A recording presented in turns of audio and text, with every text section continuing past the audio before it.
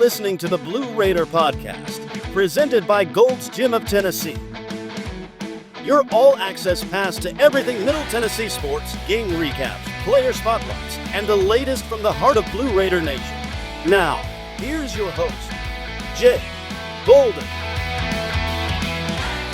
Welcome back to another episode of the Blue Raider Podcast. Today's episode, we're joined by the new multimedia journalist, Emmy Fazenbaker. Learn all about her life and her new position here at the Athletic Communications Department. Excited to share her story and get to know a lot more about Emmy. But before we do that, I want to thank our sponsor. Before we get into the episode, I need to thank our sponsor. Gold's Gym has been the mecca of fitness since 1965, and to celebrate their 60-year anniversary right now, you can get a month-to-month membership for just $19.65 bi-weekly. That's no commitment, full access to all 16 Gold's Gym Tennessee locations, and top-tier equipment to help you level up your fitness no matter your sport. But here's the deal. This offer is only available online and it ends when the summer does, so don't wait. Go to goldsgym.com and lock it in today. Gold's Gym Tennessee. Train like a legend, no strings attached. Now, let's get back to the episode. Joining the Blue Raider Podcast, it is Emmy Fazenbaker. She is the new appointed multimedia journalist for the Athletic Communications Department. Emmy, thanks for joining us. Of course, I'm so excited to be here. The reason I wanted to do this one-off episode with you for two reasons. One, get you introduced to my fan base, that is. Obviously, they're going to be fans of yours and fans of MTSU. But to get to know a little bit more about you. I know you had your experience already with the Blue Raider Blitz a couple weeks ago. How are you feeling? How are you adjusting to Murfreesboro and the fans? I love it so far. I love Murfreesboro. There's one thing that I'm an eater, so I love all the food options. That's one thing that's been great. But the community overall, they've been so welcoming, very heartwarming, and that's, I mean, I'm from Kentucky, so I love the Southern hospitality, and they've definitely welcomed me with open arms. And Blue Raider Blitz was really cool. I mean, getting to meet a lot of the alumni, a lot of people that, you know, true blue entirely. And that's been really great, especially coming in, you know, during the summertime. Things are a little bit more slow, especially with the off season. So it's been good to kind of slowly get my footing on certain things. And Blue Raider Blitz was definitely something that I was glad that I got to just start my whole career here with. So it's something new that they've introduced. I think last year might have been the first, maybe the year before that. But it's a cool way, especially for you in your certain position, that you kind of get to feel your way into the crowd, if you will. And so I guess we'll get this out of the way now, because I don't imagine this came across often at your Blue Raider Blitz. But Emmy is from the Red School up north. So I'm glad you're wearing blue now, but we got to get that out of the way at the top. yeah, I know. It's, again, I keep saying it's a sore subject, and oftentimes it's a joke whenever I talk to the other staff and our athletic director and certain things like that. Hopefully nobody holds it against me, but I am glad to be wearing blue, I'll tell you that. So. Absolutely. We're certainly glad to have you. Again, we're past that.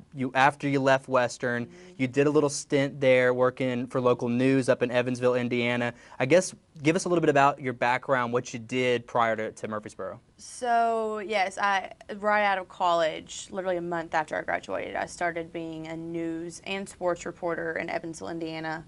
Mainly news, though. I had to really claw and fight for sports opportunities because, again, in local news, it's just kind of like a different monster to battle a lot of times. But every time I did do sports, it was like I was living my dream. Like, it didn't feel like work, you know? And that's what oftentimes people want, and that's what people deserve is whenever you're working and it doesn't even feel like you are. But, yeah, I did it all. Honestly, I was my own cameraman, editor. Obviously, I, shot everything. I wrote everything. I would, press record on the camera and scoot back. And it was a lot, but it helped me as, 22, 23 years old, really become more versatile, like what I always say about it.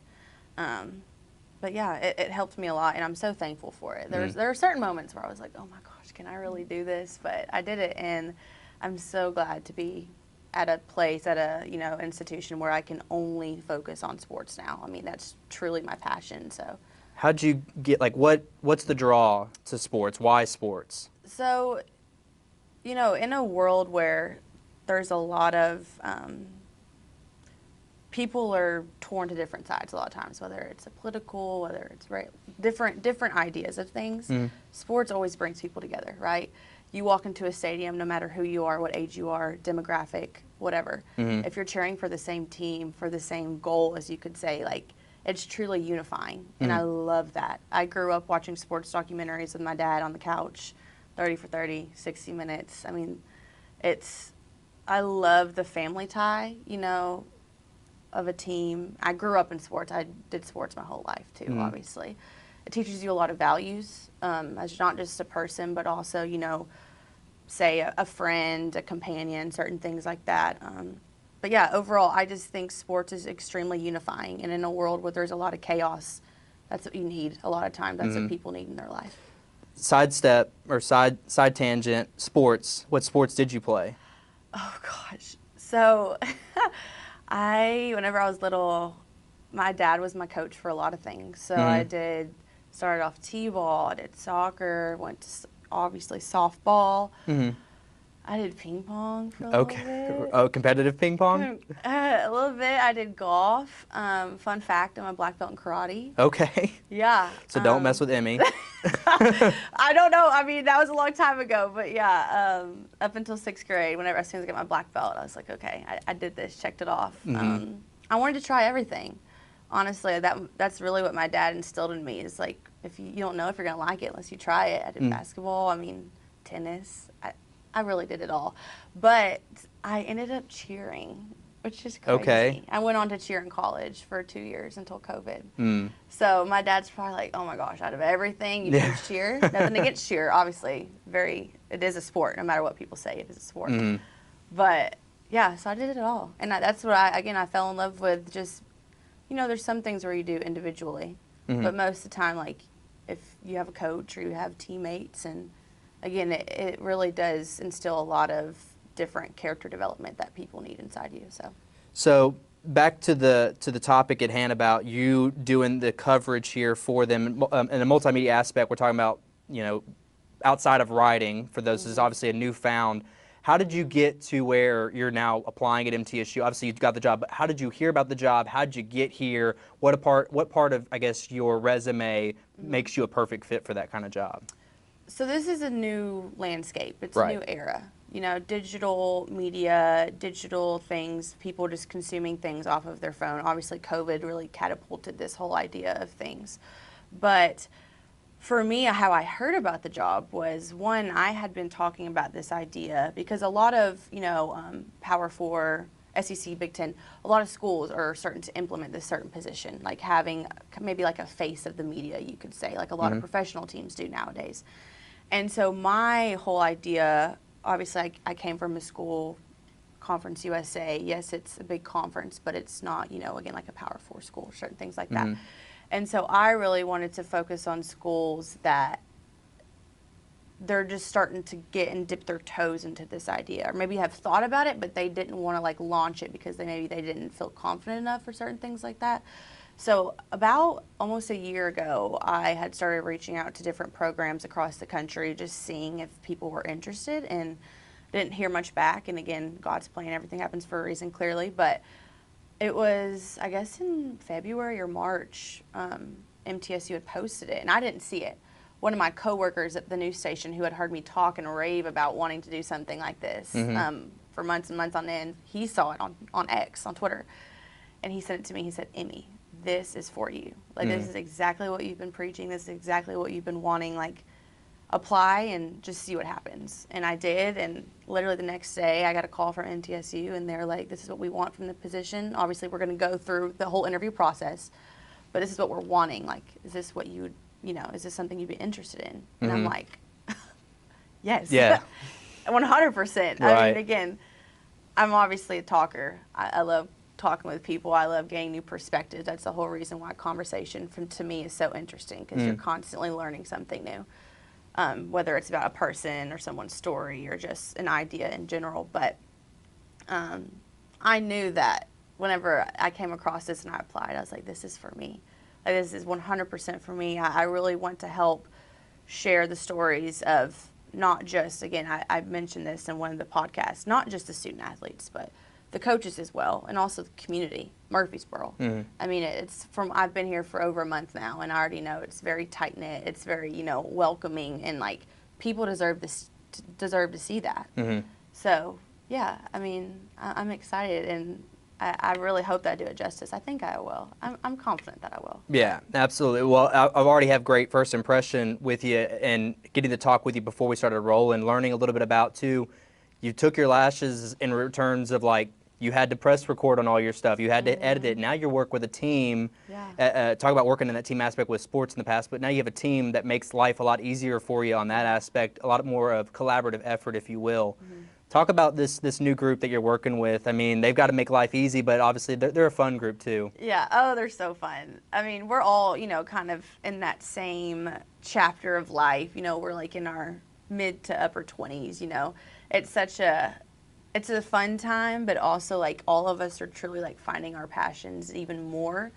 We all love sports, but again, like we're really like diving deeper into why we chose this career, and we get to do it all together. And I mean, gosh, I don't know if you've ever walked past the athletic comms office, but it's pretty loud a lot of times because we're all just like friends. We're all just chit-chatting. But at the same time, like we really work well together, collaborating and, just leaning on each other and different ideas and different elements. And it's, yes, I'm used to being a one-man band, but how great it feels to be back a part of a team. Just like I said earlier, that's what sports are about. So, no, they're awesome. They're already making things a lot easier for me, which I really, really appreciate, especially the transition here, which has been nice. But yeah, they're awesome. So. Who's your least favorite SID to work with? Oh, you can't ask me that. You know what? From the get-go. Well, we have 2 new people that started just a couple days ago. So honestly, I'm getting used to everybody still. I think that's a premature question. You'll fill it out when we get there. Yeah. Conseco Group has been transforming visions into reality since 1987. Known for making the impossible possible, they specialize in pre-construction consulting, construction management, design build, and renovations. With a hands-on, client-focused approach, Conseco Group consistently delivers high-quality results while maximizing investment. Based in Nashville and trusted across Middle Tennessee, their reach spans the entire Southeast. Conseco Group, building excellence, one project at a time. Learn more at consecogroup.com or call 615-298-9907. Your thoughts on Murfreesboro? You talked about the food. You moved down here. What's the thoughts on the city itself? So I actually live super close to the square, which is really fun. I mean, I have a dog, so every morning we go on our walk. We're walking close to the square, and I love how beautiful the architecture is. I love history too. A lot of the homes close to downtown, like they're like big, lavish. Like a lot of them are modernized, but I think overall, I also love that there's, we have the Memorial Parkway, we have Old Fort Parkway, we have the Avenue. Love the Avenue. Oh yeah, and you're getting to see it now that it's huge. Like, believe it or not, like when you and a lot of Murfreesboroans that are listening to this used to drive down Medical Center Parkway, the Avenue. Well, I guess the Avenue is now on both sides of the road, but the Avenue. There was just nothing. It was just fields. And I grew up here. So in the last 10 years, now you have the Avenue. Now what you're experiencing is all this growth on the other side, which for years we said, when are they ever going to do that over there on the other side? And now it's this big whole thing. So I can imagine, like, you get to see Murfreesboro really in its growth phase. Yeah, and I'm a small hometown girl. I come from a small town in western Kentucky, 20,000 people, maybe even less than that now. But I'm not used to having all of these different things around me where I can, go with my coworkers somewhere and like have fun or like do certain things like that. So that's also really, really, really awesome for me, especially, moving 2.5, 3 hours away from my family, because obviously family means everything to me, but being able to still, it's not like a big city, obviously. It's still like a small town, but you still get that kind of city feel at the same time. So that's been really cool for me too. You talked about the food. Where's your spot so far that you liked? So, I don't know why I keep messing up the name of it, and you're going to know it. The Italian place on the square. Domenico? Yeah, Domenico's. Yeah, actually, Domenico's. Jeff Murphy, he's on the Raiders Rising board. Hopefully he's listening to this, but this is going to be great because this is like, we brought it up in his show. I was like, Domenico's is a great place for a sub, Italian. Oh, yeah. Okay, great. I went there yesterday. So, Jeff, amazing. The Soprano was so good. I went there yesterday. I need to try Jack Brown's. Yes, you do. I I know there's a bunch of kavas everywhere across the country, but Right. I've never had kava. So me and one of my coworkers went last week, and it was really good. I mean, we're getting an In-N-Out. Yeah. That'll be exciting for myself. I've never, as someone that's only gone as far west as Houston, Oh that'll be new. gosh. Yeah. I'm a big In-N-Out girl, so I'm excited about that. But there's a lot of places on the square that I like. Literally yesterday, I was walking and I was like, "Oh, I need to try there. I need to try there." I saw that there's like a new oyster place that they're building right beside Jack Brown's. Have you seen that? No, I don't know. I think it's the Jeffersons or something that I saw. I don't know. Well, so I'm not sure, but oysters. I don't know if Toots even does this anymore. Are you familiar with Toots? As someone that went to Bowling Green, they had Yes. one, lost one. I don't know if they lost it before while you were I think it's there. not there anymore. Yeah. But I've heard of it and I passed it. Okay, that's So. another like local. If you like wings, anyways, that's the Okay. local place that everyone likes to go. So yeah, there's a lot of places for food, obviously, but yeah, now that you're getting to see all that growth at the Avenue on Medical Center Parkway, there's going to be even more restaurants. A lot of us. I mean, I had my first Shake Shack burger a couple of weeks ago, and that Shack was sounds good, that was too. worth it. But Jack Brown's is the burger joint. I will Okay. always have an affinity. And then the Mexican, if you're on that cuisine, nachos. That's if college students are listening, they'll know nacho. People will say Camino, but nachos is the right answer. I've heard that multiple times. Yes. So I will be trying that too. I love Mexican. Yeah, that's the place to go. Okay, so let's get back into, I guess, the real topic here. Back to you as multimedia journalist. What can we expect to see from? We talked about all the things that you can do. What can we expect to see in these coming months? So again, like what we've been saying, this is a new position. It's evolving, and we're gonna have hiccups. We're gonna have bumps in the road. But what I want is there to be weekly content. Obviously, every week, like a certain days, we shoot different things with different student athletes. Because we're not just gonna be covering one sport, two sports. We're gonna be covering all of them. And again, like whether it's a walk and talk Wednesday, whether it's True Blue testimonials, whether it's Beyond the Blue. There's a lot of ideas in my head You're right. that that are constantly swirling around in there, but we've talked about a post-game show after every football game. So that will be cool. We've talked about whenever I mean like Beyond the Blue, that again, all these are working titles. So they might Sure. not stick, but again, like sharing student athlete stories off the court, off the field, like who they are behind, without the helmet on, certain things like that make them who they are. Yes, their identity might be sports a lot of times, but everybody's unique. Everybody's different. Everybody has different drive, reasons why they are who they are. So I think overall, like we're just going to do different segments or different campaigns. You could say maybe like 2 or 3 each week. Obviously, I'm going to be doing press conferences. We're going to be doing all the highlights, the recaps of each game, no matter what sport it is, certain things like that. But again, just connecting the audience with the players, with the coaches digitally, rather than just beat writing, where there's just, it's just black and white on a piece of paper or on a screen, and not necessarily you visually seeing these people talk about who they are, why they are the way that they are, and where they came from.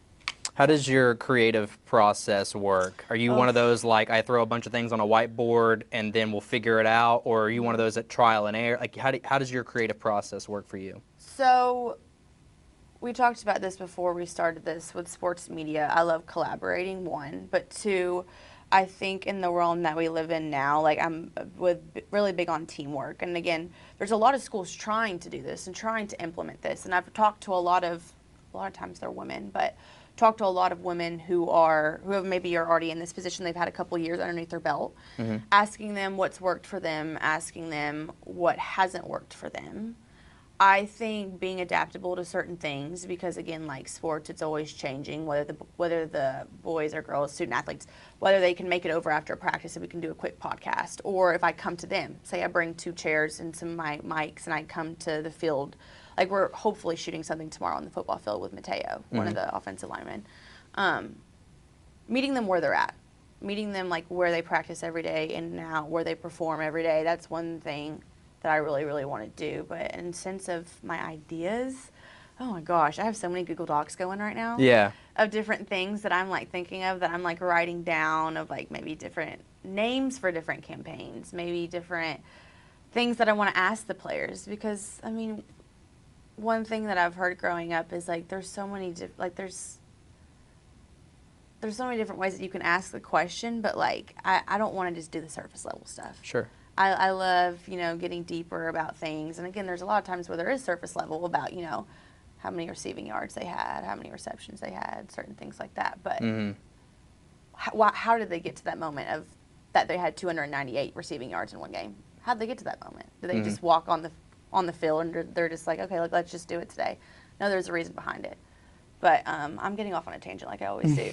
But yeah, my ideas, they're sporadic. And hopefully they all align and they all come out the way that I want them to. So. Absolutely. Well, it's a revolving door in athletics. Yeah. You're going to have new players every year. Obviously, I'm not talking just in transfer portal, but people graduate, new stories come in all the time, and you're trying to find those ones that are interesting to you. What sports, I know you have experience kind of doing a little bit of everything, what sports interest you the most? What stories do you like to tell the most? So I grew up on basketball, coming from Kentucky. We're a big basketball state, but over the past couple years, I've grown more towards football, just because there's a lot. It's a very dynamic sport. There's a lot to do with football, obviously, whether it's the position, all the things. But I think I wouldn't say I have a favorite, honestly. I mean, I love volleyball too. Love golf. I love it all. Right. I mean, I think at the end of the day, like no matter what sport you play, I think everybody's story is important. And it's important to tell. I mean, in a world where NIL and the transfer portal is another beast that we could talk about, but I think again, like I've noticed with MTSU that there's a lot of players that stay here the full 5 years, which fingers crossed, yeah, fingers it crossed, stays that way. But that's pretty rare nowadays in the landscape that we're in. So again, I think for me, like every sport's important. So I wouldn't say I have a favorite. But I think that, like, football especially is very interesting to me because it's new to me. Because I didn't grow up around a lot of football. I did a lot of basketball, like, in the household that I was in. So, yeah. You get a lot of new stuff, especially in football. New turf, new facility. You're going to get to experience and get your hands dirty with a lot of that stuff. Any coaches, though, that you've – because, again, you got to go on the Blitz with Rick and Nick, and then you had Coach Mason there as well. Any coaches you kind of have already created a good bond with? Coach Keckler, the volleyball coach. Yeah. It's her first year. It's my first year. Which that episode you've already Yes. filmed an episode, so if you haven't, Yes. it is a good interview to watch. Yes. So she's awesome. I've already had a pretty good connection with her because we're both like in this transition of it's a very like new thing for us coming to a different institution and just trying to again like make sure that we get our footing and make sure that we're making an impact. Because like that's the biggest thing is like you have again like all these ideas in your head of what you want something to be, what you want your team to be, but having it actually unfold the way that you want it to, that's pretty important. I met the soccer coach, Aston. He's awesome. He's been here for a long time. We've talked about the Western MTSU rivalry, which that's everywhere, any sport. But he's really awesome too. But yeah, head basketball coach Nick McDevitt, he's awesome too. I mean, I've talked to Coach Mason a lot too. He's made my welcome very nice as well, always coming up and asking me how I am, which I really appreciate that too, just that new welcoming face. So, but overall, I mean, every coach I've met's been awesome. I mean, they're different and they have different leadership styles, clearly, but they're all cool. Yeah. They get along with all of them pretty well for the most part. Speaking for myself, it's a great community. Obviously, we're glad that you're here. A new face to kind of a new position as well. We're excited to see the work that's coming out. Where can we find you on social media? So for the most part, MT Athletics will collaborate a lot of times with me on like my Instagram, but they'll tag me in everything on MT Athletics, whether that's X, whether that's Instagram, whether that's Facebook, and I do a pretty good job about like reposting or like quoting or certain things like that. Or a lot of times it's already on my social media because of the collaboration part, like the new whatever on Instagram that they do now, which I do love. But yeah, but my Instagram's Emmy Faze. My last name's so long, so I had to shorten it. But yeah, EMMYFAZ, and that's pretty much my social media for every platform. But yeah, MT Athletics, and they usually tag me, collaborate, and all the things. Excellent. Well, we look forward to all the content you're gonna be pumping out over the coming weeks and months, and obviously, we already agreed to terms. You're gonna be seeing a lot of Emmy on this podcast as well as we collaborate moving forward. Look forward to football and basketball season. But Emmy, I appreciate you taking the time to join us today. Of course, I'm so glad I got to come.